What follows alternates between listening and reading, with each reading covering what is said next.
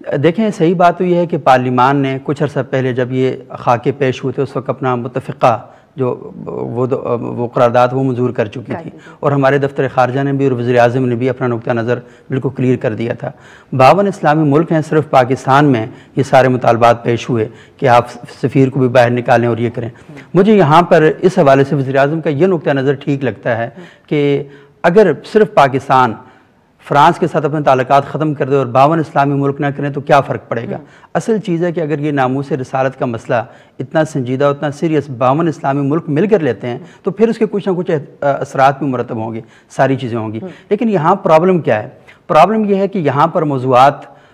لوگوں کے تیار کردہ نہیں ہوتے، ان کو تیار کر کے دیے جاتے ہیں، اور ان کے جو مقاصد ہوتے ہیں وہ سیاسی مقاصد اس کے پس منظر میں موجود رہتے ہیں۔ آپ کے علم میں ہے کہ 2017 میں جب یہاں تحریک لبیک مظاہرہ کر رہی تھی تو تحریک انصاف اس کی جڑوں میں بیٹھ کر اس کو سپورٹ کر رہی تھی اور اس کو زرخیز کر رہی تھی، لیکن آج مسلم لیگ نون وہی صورتحال اور وہی کام کرنے جا رہی ہے جو تحریک انصاف نے ان کے ساتھ کیا۔ اور حکومت نے، اگر آپ مجھے اجازت دیں ایک منٹ اور، تو حکومت نے جو گڑبڑ کی انہوں نے یہ کیا کہ وہ معاہدے تو کرتے رہے لیکن پھر وہ یہ بھی کہتے ہیں، ایک ہمارے ہاں پاکستان میں ایسے حکمران بھی رہے جنہوں نے یہ فرمایا تھا کہ معاہدے قرآن و حدیث نہیں ہوتے، اور دوسرے ہمارے ہاں وہ حکمران آئے جنہوں نے کہا یو ٹرن لینا بہت ضروری ہوتا ہے، اور یو ٹرن لینا کوئی بری بات نہیں، کوئی بڑا اہم ہوتا ہے۔ تو اب وہ معاہدے کرتے ہیں اور قوم کے ساتھ وعدے کرتے ہیں اور پھر اس کے بعد وہ یو ٹرن لے لیتے ہیں، لیکن لوگوں کے اندر جو ریاست پر اور حکومت پر جو اعتماد ہے وہ اس وجہ سے ختم ہوتا جا رہا ہے کہ ان کے وعدے جھوٹ، ان کے دعوے جھوٹ، ان کے کام جھوٹ، اور یہ پھنس جائیں گے تو یو ٹرن لے لیں گے۔ یعنی عوام کا اور ریاست کا جو رشتہ ہے آپس میں